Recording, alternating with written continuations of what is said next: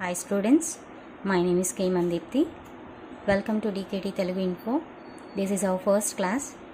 ఇది తెలుగులోను ఇంగ్లీష్లోను రెండు లాంగ్వేజెస్లో మీకు సబ్జెక్ట్ని అందించేందుకు, నాట్ ఓన్లీ సబ్జెక్ట్, ఎవ్రీథింగ్ మనకి ఏదైతే ఇన్ఫర్మేషన్ కావాలనో దాని గురించి అన్నిటినీ అవైలబుల్లో ఉంచేందుకు ఈ DKT తెలుగు ఇన్ఫో అనే గ్రూప్ని క్రియేట్ చేయడం జరిగింది. If you have any doubts మీరు కనుక కామెంట్ సెక్షన్లో కామెంట్ చేస్తే we will provide solutions. So first of all నేను ఈ first class introduction of accounts, basic accounts గురించి చెప్పబోతున్నాను. చాలా బేసిక్, సింపుల్ లాంగ్వేజ్, సింపుల్ టర్మ్స్ని యూస్ చేసుకొని చెప్తాను. So introduction of accounts. Accounts అంటే ఏంటి, అకౌంట్స్ ఎందుకు వస్తుంది, దేనికి సంబంధించి ఈ అకౌంట్స్ చేయాలి, ఎందుకు చేయాలి, ఎక్కడ యూజ్ అవుతాయి అన్న వీటి గురించి మొత్తం నేను ఈ క్లాస్లో చెప్పబోతున్నాను. So first of all, what is mean by account? We have to know about account. Accounts చేసే ముందు ఏదైనా సరే మనం తెలుసుకొని చేయడం మంచిది, కాబట్టి అకౌంట్ అంటే ఏంటో తెలుసుకుందాం. అకౌంట్ మీన్స్, తెలుగులో అకౌంట్ని ఖాతా అని అంటామన్నమాట. ఖాతా అంటే ఏంటంటాం, ఏవైనా ట్రాన్సాక్షన్ని మనం జరిగినప్పుడు నోట్ చేసేదాన్ని తెలుగులో ఖాతా అంటాం. దాన్ని ఇంగ్లీష్లో రాయాలంటే account means a summary of business transactions. ఏమంటాం? Account means a summary of business transactions అని అంటాం. సో ఈ మ్యాటర్ అయితే అర్థమైంది. ఇక్కడ మనం మెయిన్ టర్మ్ తీసుకోవాల్సింది బిజినెస్ ట్రాన్సాక్షన్ అనే వర్డ్ని తీసుకున్నట్లయితే, ఏ బిజినెస్లో అయినా, అంటే ఇక్కడ బిజినెస్ అంటే వ్యాపారం, సంస్థ, ఏదైనా సరే తీసుకున్నట్లయితే అక్కడ కొన్ని లావాదేవీలు అనేవి జరుగుతాయి. ఇక్కడ లావాదేవీలు అని దేన్నంటామంటే, ఫస్ట్లీ అక్కడ ఏదైనా ఒక వస్తువుని ఇచ్చి మనీ తీసుకున్నట్లయితే దాన్ని మనం లావాదేవీ అంటాం, ట్రాన్సాక్షన్ అంటాం. ట్రాన్సాక్షన్ని తెలుగులో లావాదేవీ అంటాము. దాన్ని ఎలా తీసుకుంటామంటే, మనం ఎవరికైనా సరే ఒక వస్తువుని ఇచ్చి దాని బదులుగా మనం డబ్బులు తీసుకున్నట్లయితే దాన్ని బిజినెస్ టర్మినాలజీలో ట్రాన్సాక్షన్ అంటాం. అటువంటి ట్రాన్సాక్షన్ని నోట్ చేసేదాన్ని మనం అకౌంట్ అంటాం. ఫర్ ఎగ్జాంపుల్, ఒక ఉదాహరణ చెప్తాను అర్థమయ్యేకి. ఇప్పుడు నేనున్నాను, నా చేతిలో ఒక మొబైల్ ఉంది, నా మొబైల్ని వేరే అబ్బాయికి ఇచ్చాను లేకపోతే ఫ్రెండ్కి ఇచ్చాను అనుకుంటే అది ట్రాన్సాక్షన్ అవ్వదు. అదే నేను రోజు సెల్ని కనుక వేరే వాళ్ళకి ఇచ్చి మనీ తీసుకున్నట్లయితే అది బిజినెస్ అవుతుంది. అలాంటి ట్రాన్సాక్షన్స్ని మనం బిజినెస్ ట్రాన్సాక్షన్స్ అని అంటాం. Clear? I hope clear. So అటువంటి బిజినెస్ ట్రాన్సాక్షన్స్ని మనం నోట్ చేసినట్లయితే దాన్ని మనం అకౌంట్ అని అంటాం. సో ఎవ్రీ బిజినెస్ ట్రాన్సాక్షన్, అక్కడ ట్రాన్సాక్షన్ అనేది దేంతో కూడుకొని ఉండాలి? Money value. It means money వాల్యూని బేస్ చేసుకొని ఒక వస్తువుని ట్రాన్స్ఫర్ చేస్తే దాన్ని మనం ఖాతా అంటాము, ట్రాన్సాక్షన్ అంటాము. దాన్ని మనం రాసుకున్నట్లయితే దాన్ని అకౌంట్ అంటాం.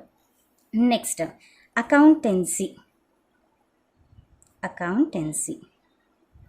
అకౌంటెన్సీ అంటే ఏంటంటే, ది ఆర్ట్ ఆఫ్ కీపింగ్. అంటే ఇప్పుడు మనము అకౌంట్ని ఒక చోట రాస్తాం, దాన్ని ట్రాన్సాక్షన్ ఒక చోట రాస్తే దాన్ని అకౌంట్ అంటున్నాం. అలాంటి అకౌంట్ని మనం రాయాలి కదా, ఒక చోట రాయాలి. ఆర్ట్ ఆఫ్ రికార్డింగ్, దాన్ని మనం అకౌంటెన్సీ అంటాం. ఇప్పుడు ఒక బిజినెస్ తీసుకున్నట్లయితే ఒకే ట్రాన్సాక్షన్ జరగదు. ఇయర్ మొత్తంలో ఒకే ట్రాన్సాక్షన్ జరుగుతుందా అండి? జరగదు. There are so many transactions per day. అలాంటి ట్రాన్సాక్షన్స్ అన్నీ ఒక క్రోనోలాజికల్ ఆర్డర్లో, ఏంటండి? క్రోనోలాజికల్ ఆర్డర్ అంటే, ఈరోజు తేదీ 1 అనుకోండి, 1వ తేదీ జరిగిన ట్రాన్సాక్షన్స్ అని రాసేసాం. మళ్ళీ దీని తర్వాత 15వ తేదీ 5వ నెల ఇది ట్రాన్సాక్షన్, ఇలా రాస్తే పద్ధతి కాదు. దీన్ని మనం క్రోనోలాజికల్ ఆర్డర్ అని అన్నాం. 1వ తేదీ 1వ నెల 2021, మళ్ళీ నెక్స్ట్ 2వ తేదీ 1వ నెల 2021. అలా డే బై డే ట్రాన్సాక్షన్స్. ఇది first month, next second month, మళ్ళీ థర్డ్ మంత్, మళ్ళీ ఫోర్త్ మంత్, మళ్ళీ ఫిఫ్త్ మంత్, ఇలా వరుస క్రమంలో ఉంటే దాన్ని క్రోనోలాజికల్ ఆర్డర్ అంటాం. ఇలా మనం అకౌంట్స్ని రికార్డ్ చేసినట్లయితే దాన్ని మనం అకౌంటెన్సీ అంటాం. Account means it is at business transaction. దాన్ని మనం రికార్డ్ చేసినట్లయితే అకౌంట్ అంటాం. అలాంటి ట్రాన్సాక్షన్స్ అన్నిటినీ వరుసగా క్రోనోలాజికల్ ఆర్డర్లో ఒక పద్ధతిగా మనం రికార్డ్ చేసినట్టయితే దాన్ని అకౌంటెన్సీ అంటాం. క్లియర్? Next, accounting. అకౌంటెన్సీకి డిఫరెన్స్ ఉందండి. ఇది జస్ట్ మనం art of recording accounts, just record చేయడం వరకే. బట్ అకౌంటింగ్ అనేది it is a process.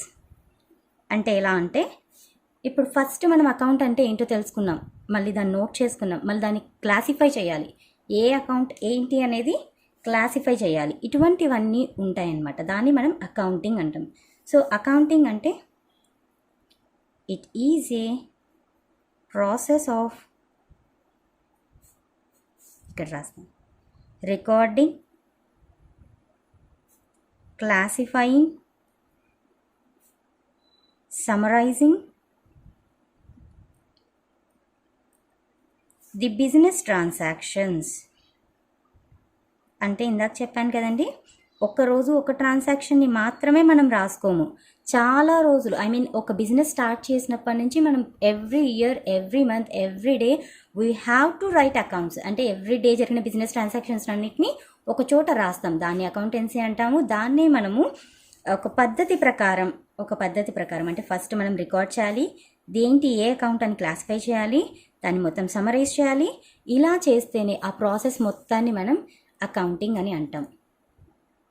Accountancy, accounting అనే వర్డ్ ఎక్కడి నుంచి స్టార్ట్ అయింది అంటే, అకౌంటెన్సీ అండ్ అకౌంటింగ్ అనే వర్డ్ని మనం 1800 సంవత్సరాల నుంచి, అంటే 1800 సంవత్సరం నుంచి మనం ఉపయోగిస్తున్నాం. ఎక్కడి నుంచి వచ్చింది ఈ వర్డ్ అంటే బ్రిటన్ లాంగ్వేజ్ నుంచి వచ్చింది. సో ఆ కాలం నుంచి మనం అకౌంట్స్ అనేది మెయింటైన్ చేస్తున్నాం. ఈ ఫస్ట్ కనుక్కున్న అకౌంట్ని అయితే కనుక మనం ఏకంగా 15th century నుంచి వాడడం మొదలు పెట్టామండి.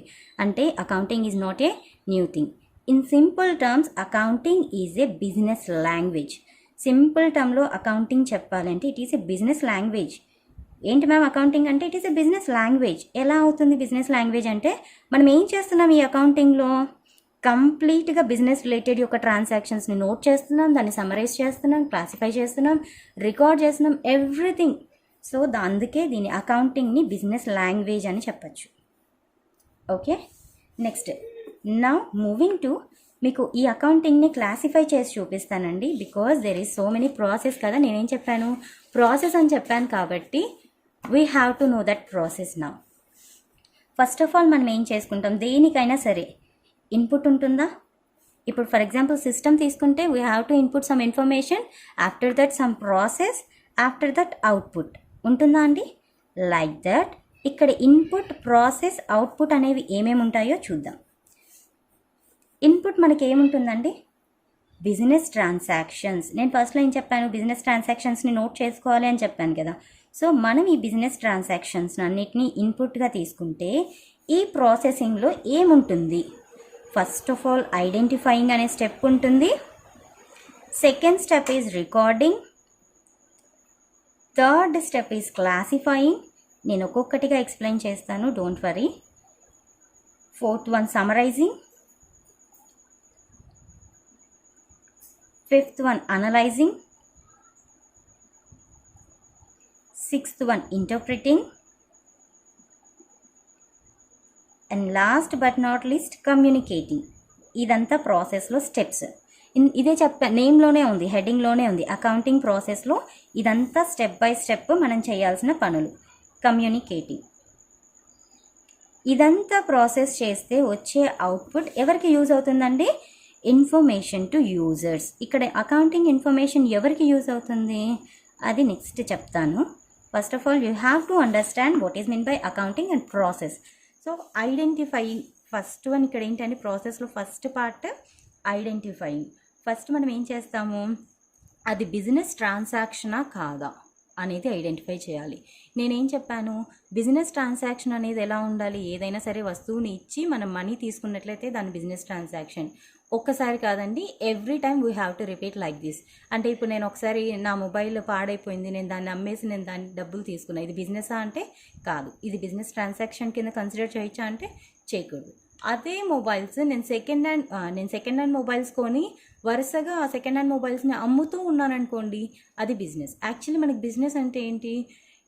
ఇట్ ఈస్ ఎ వే, అంటే అది కంటిన్యూస్ ప్రాసెస్ అనమాట. ఒక్కసారి స్టార్ట్ చేస్తే అది కంటిన్యూ అవుతూ ఉంటేనే దాన్ని మనం బిజినెస్ అంటాం. అలా కాకుండా ఒకసారి నేను అమ్మాను కదా నేను బిజినెస్ చేస్తున్నా అంటే it is not at all a business. Business means it is a continuous process. A state of business, it is a continuous process. అర్థమవుతుందా? కంటిన్యూస్ ప్రాసెస్గా ఉండాలి.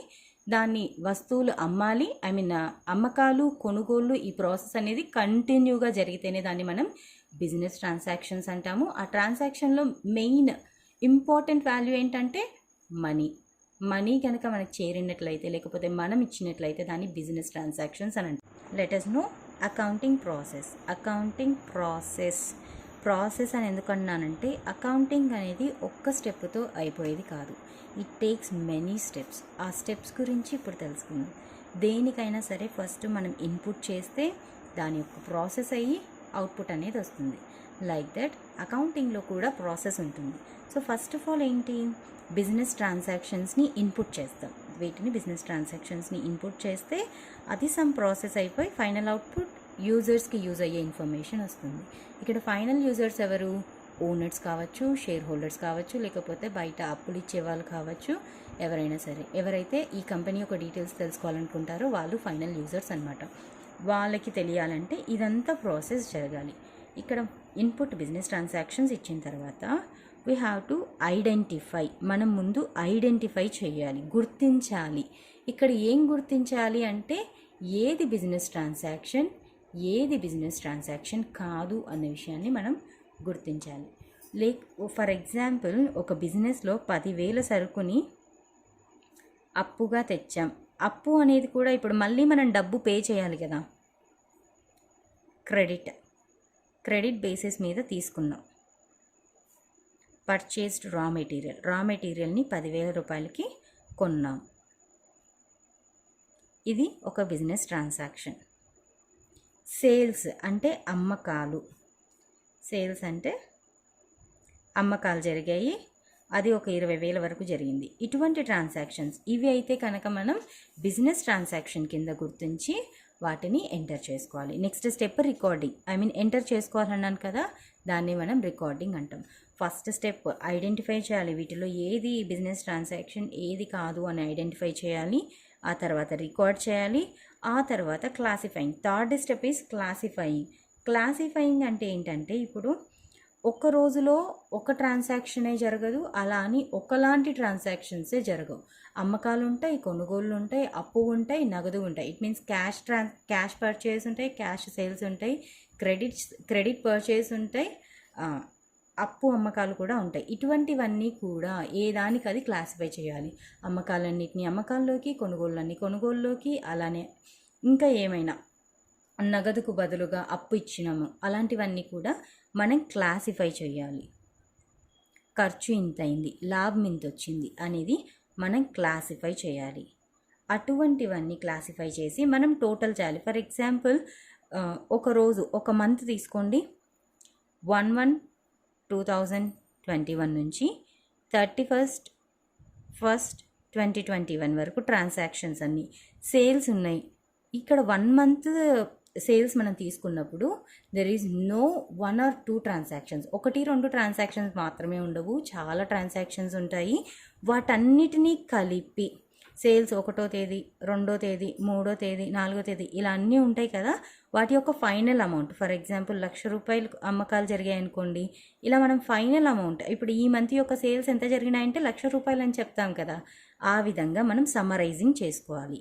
అంటే ఏ యొక్క ఖాతా అంటే క్లాసిఫై చేసిన తర్వాత దాని యొక్క టోటల్స్ని ఏ అకౌంట్కి సంబంధించి టోటల్ దాన్ని చేసి చెప్పేదే సమ్మరైజింగ్. Next one analysing. ఏం అనలైజ్ చేస్తాం మనము? ఇప్పుడు మనం కనుక్కున్నాము 1,00,000 రూపాయలు సేల్స్ అయ్యాయి, పర్చేజ్ అయ్యాయి, రిమైనింగ్ ట్రాన్సాక్షన్స్ అన్నిటిని నోట్ చేసుకున్నాము, మనకైతే టోటల్ అమౌంట్స్ తెలిసింది. దాని తర్వాత మనకు ప్రాఫిట్ వచ్చిందా, లాస్ వచ్చిందా, లేకపోతే బిజినెస్ ఏ పొజిషన్లో ఉంది, ఆస్తులు ఎలా ఉన్నాయి, అప్పులు ఎలా ఉన్నాయని మనకి ఎలా తెలుస్తుంది? అవన్నీ అనలైజ్ చేయాలి. ఎలా అనలైజ్ చేస్తాము? మనం అకౌంట్స్లో సైకిల్ ఉంది, ఇట్ ఈస్ ఏ ప్రాసెస్ అనమాట. ఇంకొకటి ఉందన్నమాట అకౌంటింగ్ సైకిల్ అనేది, నేను దీని తర్వాత చెప్తాను. సో దానికంటే ముందు మనం ఏమేమి ప్రిపేర్ చేస్తాము? Trial balance, P&L account, it means profit and loss account, and next one is balance sheet. ఈ 3 స్టెప్స్ ఉంటాయన్నమాట. ఒక అకౌంటింగ్లో ఏదైనా సరే మనం కనుక్కోవాలి, ప్రాఫిట్ అండ్ లాస్, ఆ కంపెనీ యొక్క పొజిషన్ తెలుసుకోవాలంటే we have to follow this 3 accounts. Balance sheet is not a account, it is a statement. ఇది స్టేట్మెంట్ అనమాట, అకౌంట్ కాదు.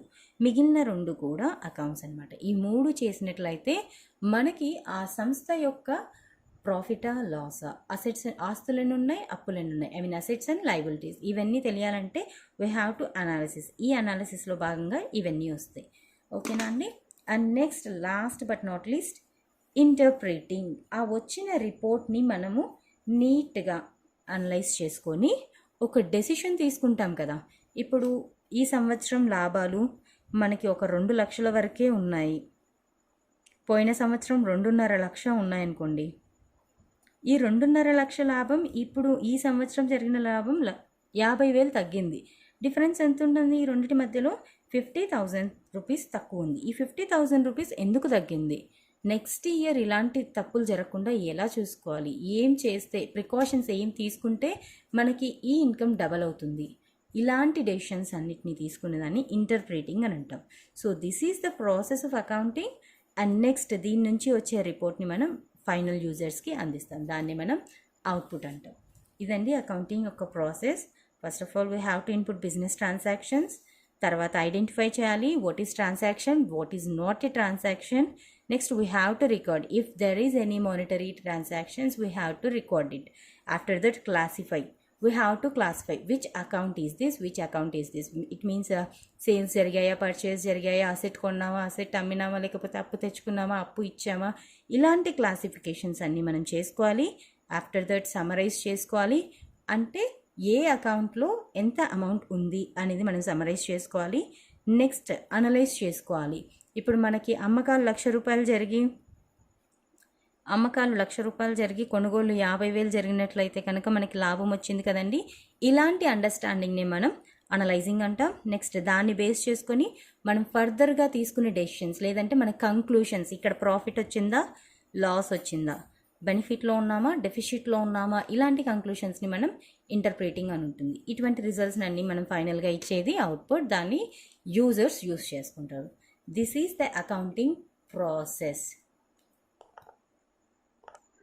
సో మనం ఇవాళ క్లాస్లో ఏం తెలుసుకున్నాం? ఫస్ట్ అకౌంట్ అంటే ఏంటి అనేది తెలుసుకున్నాం, అకౌంటెన్సీ అంటే తెలుసుకున్నాం, అకౌంటింగ్ తెలుసుకున్నాం, అకౌంటింగ్ ప్రాసెస్ కూడా తెలుసుకున్నాం. So moving to the next, అంటే నెక్స్ట్ టర్మ్ ఏం తెలుసుకోబోతున్నామంటే అకౌంటింగ్ సైకిల్. ఏంటి సైకిల్ అనుకున్నారా? ఏ దానికైనా ఒక ప్రాసెస్ ఉంటుంది. ఇదంటే అకౌంటింగ్లో ప్రాసెస్. బట్ ఈ అకౌంట్స్ని ఎన్ని రకాలుగా చేయాలి? ఇప్పుడు మనం ఉన్నాం, ప్రతి మనిషి ఫస్ట్ పుడతాడు, తర్వాత నడుస్తాడు, తర్వాత పెద్ద అవుతాడు, స్కూల్కి వెళ్తాడు, కాలేజ్కి వెళ్తాడు. ఇలా ఏదైతే హ్యూమన్ బీయింగ్ సైక్లింగ్ ఉందో, సిల్క్ వామ్కి సైక్లింగ్ ఉందో, అకౌంటింగ్కి కూడా సేమ్ అలానే ఒక సైక్లింగ్ అనేది ఉంది. ఆ సైక్లింగ్ గురించి ఫస్ట్ తెలుసుకోవాలి. అకౌంటింగ్ సైక్లింగ్లో ఫస్ట్ స్టార్ట్ అయ్యేది జర్నల్తో. What? Journal. Next ledger, next trial balance, next financial statements,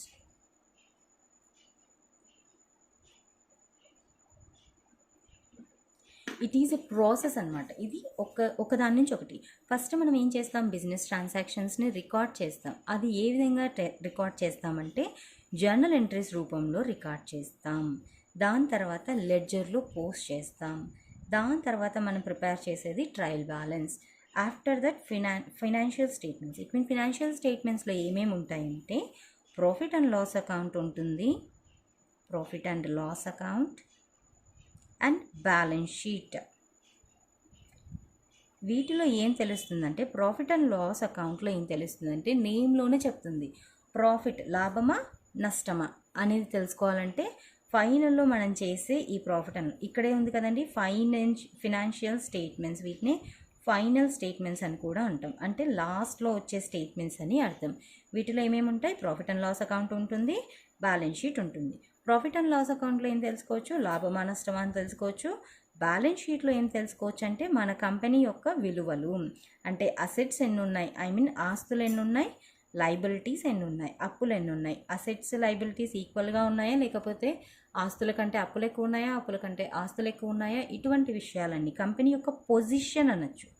దీన్ని తెలుసుకోవడం కోసం బ్యాలెన్స్ షీట్ని తీసుకుంటాం. ఇవన్నీ నెక్స్ట్ టాపిక్లో జర్నల్ అంటే ఏంటి, లెడ్జర్ అంటే ఏంటి, ట్రయల్ బ్యాలెన్స్ అంటే ఏంటి, ఫినాన్షియల్ స్టేట్మెంట్స్ అంటే ఏంటి అని క్లియర్గా చెప్తాను. బట్ ఈ క్లాస్లో అకౌంటింగ్ సైకిల్ అంటే వాట్ ఈజ్ వాట్ అని మాత్రం చెప్పాను. ఓకేనా అండి. నెక్స్ట్, అకౌంట్స్కి మూలాధారమైన రూల్స్ అని కొన్ని ఉన్నాయన్నమాట. ఏంటి ఆ రూల్స్? అకౌంటింగ్ రూల్స్ అంటే ఏంటి? ఆ తర్వాత బేసిక్ టర్మ్స్. అకౌంట్స్ అంటే ఓన్లీ అకౌంట్స్ ఉండవండి. సేల్స్ ఉంటాయి, డెట్స్ ఉంటాయి, క్రెడిట్స్ ఉంటాయి, డెటార్స్ ఉంటారు, క్రెడిటార్స్ ఉంటారు, లోన్ ఉంటుంది, బ్యాడ్ డేట్స్ ఉంటాయి, డెటార్స్ ఉంటారు. వీటన్నిటిని గురించి నెక్స్ట్ క్లాస్లో వివరంగా చెప్తాను. ఇప్పుడు ఒకసారి ఈ క్లాస్ గురించి రీకాల్ చేసుకుందాం. ఇవాళ ఇంట్రొడక్షన్ ఆఫ్ అకౌంట్స్ గురించి తెలుసుకుందాం. అందులో ఫస్ట్ వన్ అకౌంట్ అంటే ఏంటో తెలుసుకుందాం. అకౌంట్ అంటే ఏంటండి? Account means a summary of business transactions. A business transaction అంటే ఏమొస్తుంది ఇక్కడ? A transaction which related to money. ఒక మనీ ట్రాన్సాక్షన్ ఏదైనా జరిగితే దాన్ని మనం ట్రాన్సాక్షన్ అంటాం. తెలుగులో ఖాతా అని అంటామండి. Next, accountancy, the art of recording in chronological order. ఇక్కడ క్రోనోలాజికల్ ఆర్డర్ అంటే క్రమ పద్ధతిలో రికార్డ్ చేసినట్లయితే దాన్ని మనం అకౌంటెన్సీ అంటాము. అకౌంటింగ్ అంటే ఇట్ ఈజ్ ఎ ప్రాసెస్. ఏంటండి? రికార్డ్ చేసిన ఈ ట్రాన్సాక్షన్స్ అన్ని, బిజినెస్ ట్రాన్సాక్షన్స్ అన్నిటిని ఒక ప్రాసెస్ రూపంలో, అంటే ఏమేమి చేస్తాం? ప్రాసెస్ అంటే ఇక్కడ ఐడెంటిఫై చేస్తాం, రికార్డ్ చేస్తాం, క్లాసిఫై చేస్తాం, summarising, analysing, interpreting and communicating. ఇవన్నీ ఎవరికి యూజ్ అవుతాయంటే ఫైనల్ ఎండ్ యూజర్స్కి యూజ్ అవుతాయి. ఎండ్ యూజర్స్ ఎందుకు తీసుకుంటారంటే ఆ బిజినెస్ యొక్క ఫినాన్షియల్ పొజిషన్ ఎలా ఉంది, ప్రాఫిట్లో ఉందా, లాస్లో ఉందా, అవన్నీ తెలుసుకొని వాళ్ళ డెసిషన్స్ అనేది తీసుకుంటారు. ఫర్ ఎగ్జాంపుల్, ఏదైనా బిజినెస్ అప్పు కోసం ప్రయత్నించింది అనుకోండి, మన బిజినెస్ లాభాల్లో ఉంటేనే వాళ్ళు అప్పులు ఇచ్చేకి ట్రై చేస్తారు. మన బిజినెస్ లాభాల్లో ఉందా, నష్టాల్లో ఉందా అని ఎలా తెలుస్తుంది? మన అకౌంటింగ్ ద్వారా. అంటే మనం ఎవ్రీ ఇయర్ అకౌంట్స్ని ప్రిపేర్ చేస్తామండి బిజినెస్లో. అలాంటి ఆ అకౌంట్స్ యొక్క రిజల్ట్స్, అవుట్పుట్ని బేస్ చేసుకొని ఆ ఎండ్ యూజర్స్ చూసి చెక్ చేసి మనకు లోన్ ఇవ్వాలా వద్దా, అప్పు ఇవ్వాలా వద్దా, ఎలాంటి డెసిషన్స్ తీసుకుంటారు. లేదు, పెద్ద పెద్ద కంపెనీస్ అనుకోండి, షేర్ హోల్డర్స్ ఉంటారు. ఇప్పుడు నేను ఒక కంపెనీలో ఇన్వెస్ట్ చేయాలంటే ఆ బిజినెస్ యొక్క పరిస్థితి ఏంటి అని నాకు తెలియాలి. రిలయన్స్ ఉంది, రిలయన్స్ లాభాల్లో నడుస్తుందా, నష్టాల్లో నడుస్తుందా అని ఎంక్వైరీ చేసే కదండి మనం ఇన్వెస్ట్ చేస్తాం దానిలో. ఈవెన్ మనం ఇన్వెస్ట్ చేసేది లిటిల్ బిట్ ఆఫ్ అమౌంట్ అయినా కూడా we have to see security. Invest చేసేటప్పుడు సెక్యూరిటీ చూస్తాం. అలాంటి సెక్యూరిటీ మనం ఎవరు ప్రొవైడ్ చేస్తారు అంటే ఈ అకౌంటింగ్ యొక్క అవుట్పుట్. సో ఫైనల్ యూజర్స్ అంటే వీళ్ళండి. కంపెనీ ఎందుకు చూసుకుంటుంది? బికాజ్ వాళ్ళ పొజిషన్ ఎలా ఉందో చూసుకుంటుంది. ఒకవేళ వాళ్ళ పొజిషన్ మంచిగా లేకపోతే ఎలాంటి డెసిషన్స్ తీసుకుంటే మంచి రిజల్ట్స్ వస్తాయి, ఎలాంటి డెసిషన్స్ తీసుకుంటే ప్రాఫిట్స్ వస్తాయి అనే డెసిషన్స్ తీసుకోవడానికి. లేకపోతే ఎక్కడైనా బ్యాక్లాగ్స్ ఉన్నాయా, కంపెనీ ఎక్కడ స్ట్రక్ అవుతుంది, రా మెటీరియల్ పర్చేస్ చేయడంలో, లేకపోతే రా మెటీరియల్ ఎక్కువ కొనడం వల్ల అమౌంట్ తగ్గుతుంది. ఇలాంటి డెసిషన్స్ అన్నీ తీసుకోవడానికి కూడా ఈ అకౌంటింగ్ అవుట్పుట్ అనేది యూజ్ అవుతుంది. సో ఇక్కడ మనం అకౌంటింగ్ ప్రాసెస్ మొత్తం చూసాము.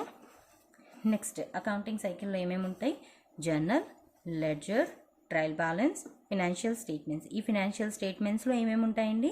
Profit and loss account and balance sheet. Profit and loss account ఏం చెప్తుంది? ఆ సంస్థ యొక్క లాభ నష్టాల గురించి చెప్తుంది. బ్యాలెన్స్ షీట్ ఏం చెప్తుందండి? పొజిషన్ గురించి చెప్తుంది. అంటే అప్పులు ఎక్కువ ఉన్నాయా, ఆస్తులు ఎక్కువ ఉన్నాయా. అసెట్స్ మీన్స్ ఆస్తులు, లైబిలిటీస్ మీన్స్ అప్పులు. ఈ రెండిట్లో ఏవి ఎక్కువ ఉన్నాయి అనేది చెప్పడానికి ఈ ఫైనల్ స్టేట్మెంట్స్ ఉపయోగపడతాయి. Thank you for watching. Next video కోసం థ్యాంక్స్ ఫర్ వాచింగ్. నెక్స్ట్ వీడియోలో ఇంకొన్ని బేసిక్ టర్మ్స్ గురించి ఎన్లాట్ చేస్తాను. అలానే జర్నల్ గురించి, లెడ్జర్ గురించి, ట్రయల్ బ్యాలెన్స్ గురించి, the most important in accounts what is mean by real account, nominal account. వీటిని మనం ప్రిన్సిపల్స్ ఆఫ్ అకౌంట్స్ అంటాం, గోల్డెన్ రూల్స్ అంటాం. ఆ గోల్డెన్ రూల్స్ని నెక్స్ట్ క్లాస్లో చెప్తాను. Thank you.